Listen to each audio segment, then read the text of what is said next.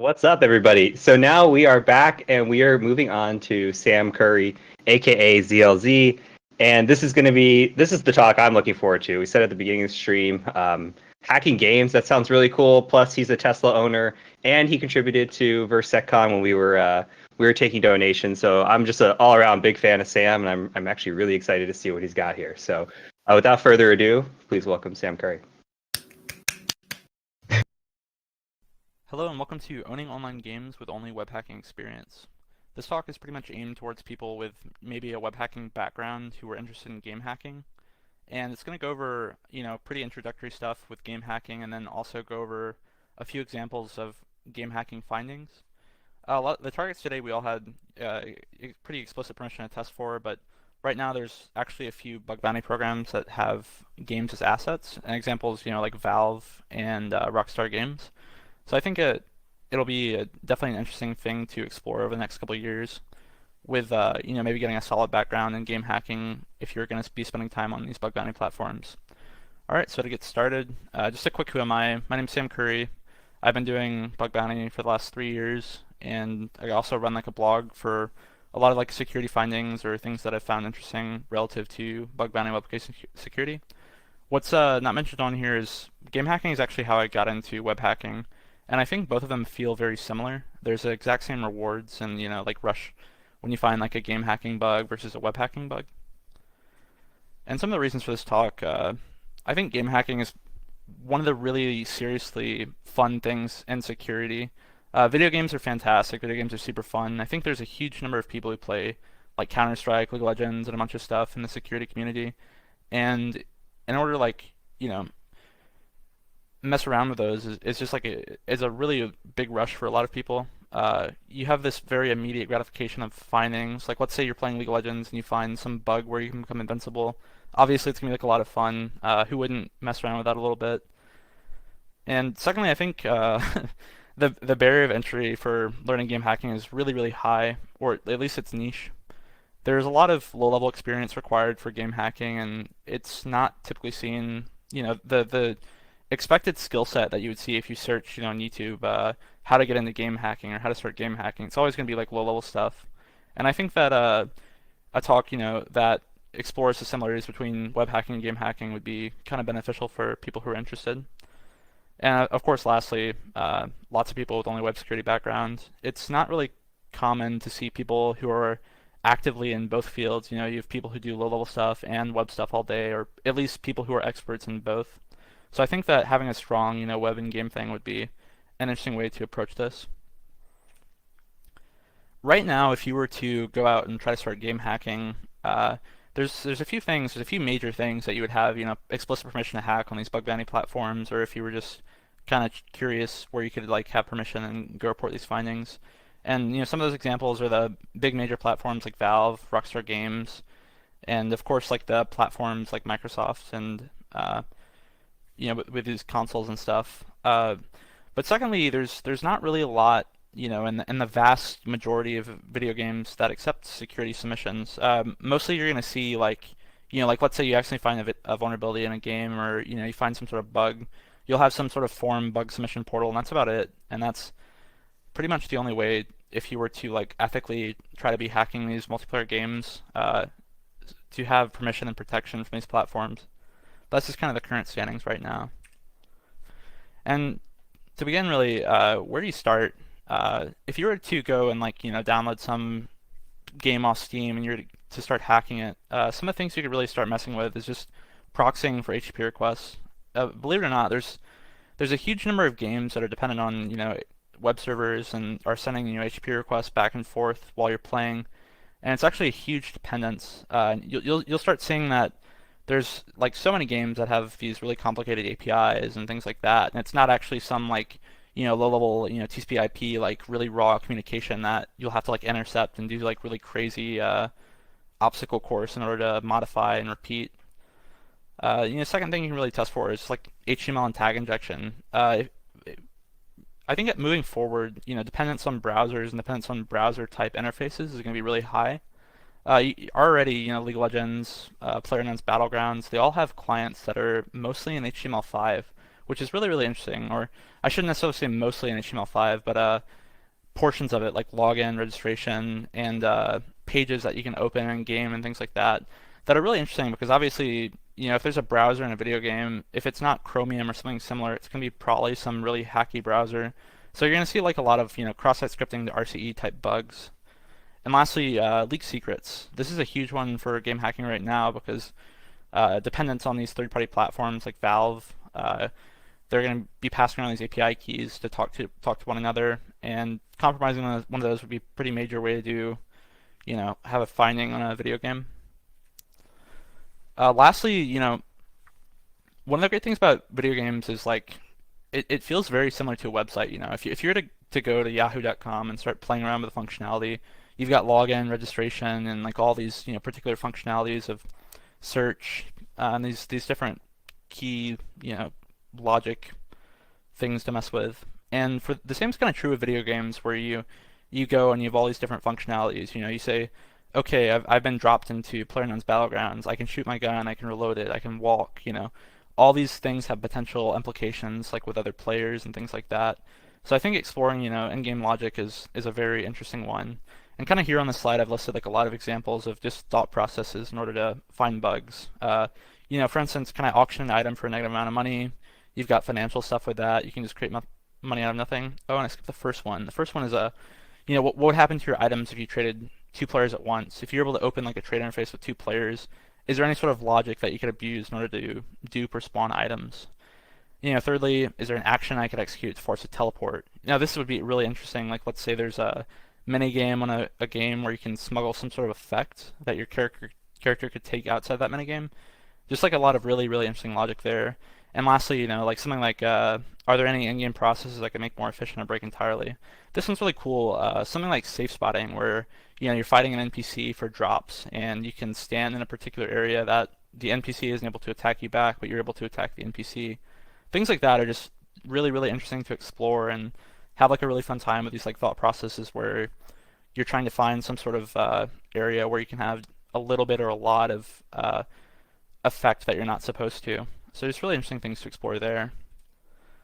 And I guess to get into the first one, one of the games we tested, this was me, Donut, and X Healy, and I'll link them in the talk. But we spent a lot of time playing Rust, mostly just for fun. But when we played this game, we obviously were thinking about ways we could manipulate a little bit or have fun, just messing around. And what we would do is just try mess with these things. And here's just like a little bit of background about the game.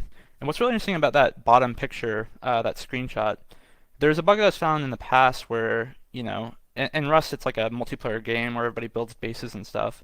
Somebody found a bug where you could type in 3 zeros in a code lock where you open someone's door to their base. And if you hit the clear button and then lastly the last zero and clear at the same time, you could open anybody's doors. So there's this whole chaos in the game where players were going around raiding each other's bases, and it was just crazy. But this is just one example of like a really big finding in a video game that has like a lot of effect on the whole game community and the game itself. Here's just like an example of something we found initially in Rust was, and that's obviously very, very, very similar to it is web application security, but Steam doesn't really care about your username. You can have special characters and whatnot. So what we would do is just throw in like an XSS tag and join Rust servers, and you'd see like a bunch of random things fire. There's a lot of third-party dependence on things like these Rust sites where you have bans or you have different things like that. But the way it works is very similar to blind XSS, but it's just one of the first things. And here's the second thing is literally like a management console where you have all the player logs, the chat logs, and everything like that, and we're able to fire it in here and essentially gain administrative access to the server. And here's like a third one where it's the exact same thing. You've got like metrics for the game, like an Archon console and stuff where you can do management. And basically, there's just tons and tons of these third-party dependent things where you'll have blind XSS. And then lastly is a really, really interesting thing that we're messing with. There's this thing called TextMesh Pro that Rust uses where it's essentially like HTML and tag stuff. And the way it works is you can throw in, very simple tags like bold, link, no parse, align, and you can use it in game. or in the client where it'll render text specifically towards that. And one of the things we noticed was there's also this vulnerability of buffer overflow or stack overflow, where if you just had two breaks next to each other, and this was actually found on the forums. Somebody just reported this in like a common place, and we were kind of curious about this because if we were able to get this injected anywhere in game that another player could see, we could just crash their game. So we started looking around a little bit, and we noticed that if we did size equals 1 for our player, for our username on Steam, whenever we died, we wouldn't be able to see our username where it typically is. So kind of to explore this further, we found that you're able to set this value for a sleeping bag, which you can give to another player. And when you give that value, or when you give that sleeping bag to another player with the modified text, whenever they would die, they wouldn't be able to or respawn as their game would crash because it would pop up. And this was like super, super, super interesting because with the dynamic of Rust, like individual players are super important. Typically, it'll be like a clan versus another clan, and if you're able to like, let's say, like obviously we didn't do this, but like be able to permanently crash the games of like three other players, you could take over their base and it would just change the whole dynamic of the game where you can like pretty much do whatever you want. But just like a really interesting finding that could have had a lot of impact on Rust if somebody had found it. But we went ahead and reported this, and they patched it pretty promptly. I think it was the next day. Lastly, like again, these bugs have been patched, but could have pretty much been used to permanently deny someone access to a server. And something similar we found was actually in MineNight, where you could do similar tag injection, but it was a different engine, where you could do color equals white and do these like kind of fun modifications. Lastly, though, most of the time there's like tag injection. It's unexploitable beyond like UI bugs, where it's just kind of a nuisance to another player, but just kind of a fun thing to explore. And kind of the second game that I specifically spent a lot of time on was this game called Black Desert Online. And a lot of the interesting things with this game is that there's this thing called coherent UI, which is used to like display in-game browsers and display the UI. And one of the cool things for coherent UI is it's kind of a solution for, it's like, hey, do you want to display like an HTML file, but you also want to have that HTML file be able to interact with a game. So like, let's say you have an interface that pops up where you click like a submit form button. You can actually call with JavaScript the actual application. So there's a lot of really interesting things there, So if you have cross-site scripting, there's a lot more that you could do, and it turns into a lot of a bigger issue. If you notice here, this left interface is actually an in-game interface where you send an HTTP request, you get an HTTP response, and then in your game you can just play this game in the bottom left corner of your screen. And there's a lot of really similar things that we started noticing, or I started noticing with this game. Oh, and back to Coherent UI. Here's just an example of their documentation for their JavaScripts and the way their JavaScript event handlers work. They have a lot of functionality for if you were to create some sort of C++ function, you could actually invoke it with JavaScript. So you can create these specific bindings. Out of the box, you can't necessarily call or like do arbitrary C++, but with the way this works, if the game did some sort of C++ handler which was vulnerable or took in input, then we could call this and fuzz it a little bit. Now this one was really interesting. There's actually a downtime for Black Desert Online, and I noticed that there was a 504 gateway timeout in one of the interfaces. So here you can see just like my guild page, and in the bottom right corner there's just like this error page where it says 504 gateway timeout, and that was actually a HPR response that failed, obviously. But it's really interesting because it just kind of indicated like there's a lot more web stuff used in this game. And I started intercepting and messing with all these HTTP requests, and there's probably about 100 of them, and just started looking around for something interesting, and eventually found this really interesting guild update request where you can, update your guild information with like an image or like change the bio or whatever. So I started looking for XSS and was really curious, what the implications of XSS actually would be. And I went ahead and found this, and what it is just standard cross-site scripting. So you throw in image source equals google.com favicon, and then you just have that on load event handler. And we're able to do an alert prompt, and it was really cool seeing this alert prompt because it's obviously not a standard alert prompt. You get the nice little border and notice and stuff.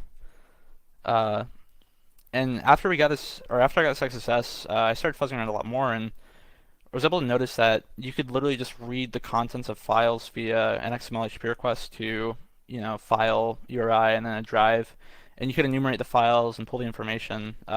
This is really cool that you could actually view the directories because, a lot of the limitations here would be like, whoa, cool, you can read arbitrary files, but you don't know the names of the files. So if you wanted to, you could create like a really simple script where if a victim browsed your page, you could just steal their files. So this is a really cool finding. Uh, and obviously, like at this point, it's like, how do we get RCE, right? You have local file read, and then it's really interesting or whatever, but like you feel so close to RCE, so I just started dumping tons and tons of time in here. And one of the things I was really curious about was what sort of event handlers do they have, and how could I find these event handlers? So I spent time looking around for these a lot, and I eventually found this page right here where you've got this like in-game pop-up, and this was typically shown in game, but I just opened it in the browser for for simplification. But in the source of this page was very sadly this engine call to client do Lua. So this was like a arbitrarily defined, by Black Desert Online C++ event handler where we could pass in arbitrary Lua, right? And we could just call whatever we wanted with this to client do Lua event handler. And then what we could pass in here is just this very, very nice os.execute, cmdxe/c ping, and just execute arbitrary commands. And this was really, really cool because with the way the guild management worked, you could essentially worm this RCE against the entire game, against every guild page, via just executing some Lua functions in order to update the victim's guild page. And you could have this nice, very, very terrible worm on this game. And here's just a quick video demonstration of a nice little page that I made to demonstrate this, where, obviously you don't have to click these, but here you've got running Lua without output, running Lua with in-game output, and just, running Windows commands. And then lastly, you've got that, directory listing. The second one's actually really cool, the fact that you can run arbitrary Lua, because let's say you were able to do this, but you weren't able to get, or let's say if it was self RCE, this would be really cool because you could literally write a bot within the game, doing in-game stuff that wouldn't be detected by a lot of standard anti-cheat methods. A lot of stuff would check like, okay, is the user, like modifying anything? Are they running any third-party applications which are suspicious? But if you're able to RCE this or XSS this to run Lua script, you could just write a bot, on your own HTML thing and run it in game, and it wouldn't detect anything weird happening outside of, maybe the actions that are actually executed. As Lua lets you invoke, like standard in-game stuff like walking and doing actions and things like that. So it'd been like a really cool thing if, we didn't have RC against every other player. Another really interesting bonus here is that when we load that favicon.ico, in their fur there's this user number and cert key. And this cert key is just like a secret the user uses to authenticate. And what's really interesting is we can just compromise the account via stealing their fur if we just wanted to have an arbitrary defined image, or if the XSS was patched. And now, like, you have RCE against every player, but it's like, is there anything we could do to get rich in the game? This was just kind of like looking around for fun, another finding to mess with. And one of the really cool things is they have this thing called Cacao Cash, where, you spend in real life money and you get in-game money, which is debatable in the game community of whether or not that should be accepted. But in this game, there is definitely a little bit of pay to win.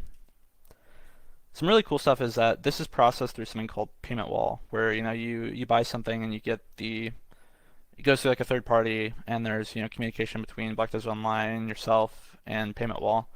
And once it's confirmed, you'll go ahead and get the in-game stuff. So spent a lot of time in trying to figure out something cool to do with payment wall. And the flow basically worked like this: the user would initiate a transaction on Black Desert Online, it would go to payment wall, and it would be signed by Black Desert Online using a secret key that was not available to the client. And once it signed all the parameters that was set up on the website, it would redirect you to payment wall in order to do that. So what's really interesting is that if you're able to compromise that secret key, or if you're able to do some sort of weird hacky thing to add extra parameters, you could arbitrarily define like an amount or what product you're buying, or change things. So a lot of really cool room here to just play around with, especially that it's like an automatic transaction.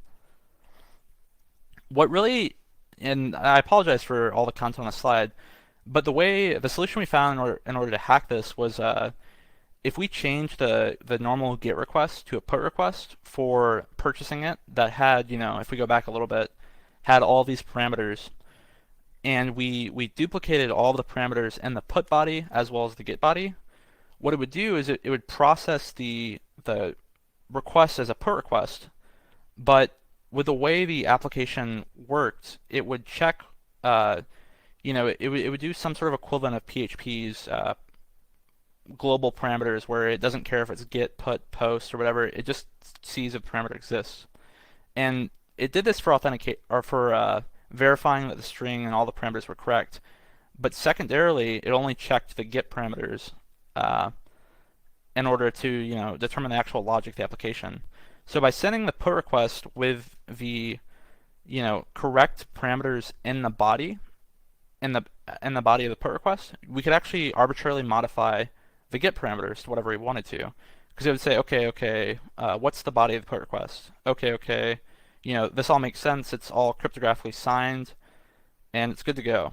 And then for the actual logic of the payment wall, what it would do, it would check the get parameters, and it'd say, okay, the amount is this price, and we'll go ahead and move forward.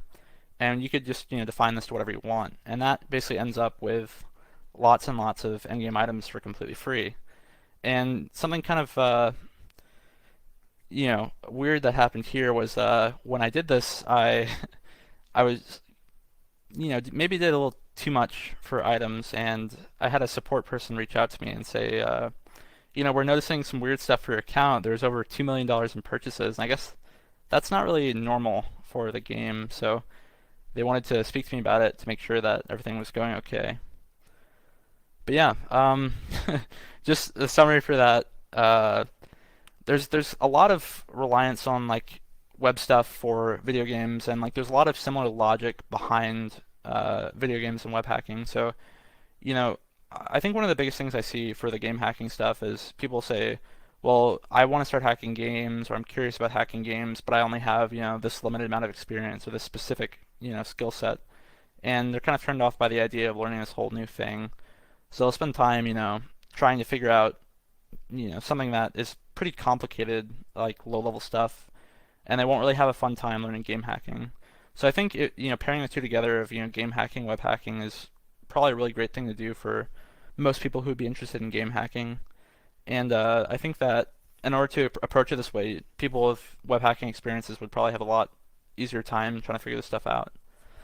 And lastly, I think that with the way everything's moving, I think games are probably on the fast track to have bug bounty programs, and I think that right now there's kind of a niche community or a larger community that's outside of bug bounty of people who have game hacking experience, but not necessarily you know bug bounty experience. I think in order to kind of fill that demand that'll be coming in the next few years, it'd be cool if more people got into game hacking stuff, and we're actually seeing a lot of movement towards that. There's actually a launch of a platform called Cyrex, which is a game bug bounty platform that'll be interesting to see where it goes. Uh, and I just think that you know not really on the slide, but I think it's probably one of the funnest realms of security, especially for people who love video games. But yeah, if you have any questions, feel free to reach out on Twitter. It's at SamWCYO or SAMWCYO. Just shoot me a DM or anything if there's anything you're curious about or interested in, or that I needed to or didn't do a good job of explaining. But thanks so much, and I hope you guys have a good rest of the conference. Cheers.